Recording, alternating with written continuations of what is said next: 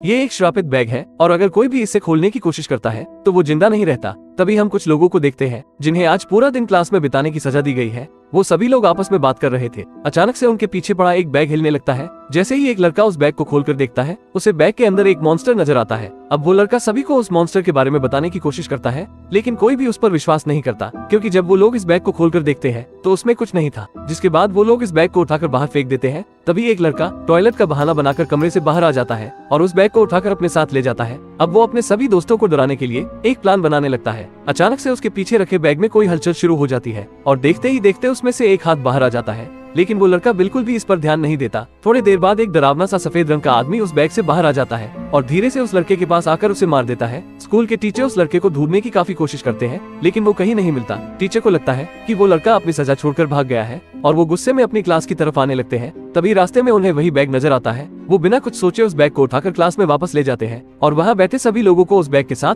कमरे में बंद करके चले जाते हैं। अब वो बैग दोबारा से हिलने लगता है, जिसके बाद एक लड़की बड़ी हिम्मत करके उस बैग को खोलने की कोशिश करने लगती है। तभी उस लड़की को बैग के अंदर अपने दोस्त का सिर मिलता है, जिसे देखकर सभी लोग डर जाते हैं। ये देखकर एक लड़का अपने होश खो देता है और उसे लगने लगता है कि ये सब सिर्फ एक मजाक है। अचानक से वो मॉन्स्टर बैग में से बाहर आ जाता है और वहाँ खड़े एक लड़के को मार देता है, जिसे देखकर सभी लोग डर जाते हैं और वहाँ से निकलने की कोशिश करने लगते हैं, लेकिन बाहर जाने के सभी रास्ते बंद थे। अब वो सभी लोग उस मॉन्स्टर के साथ कमरे में फंस चुके थे।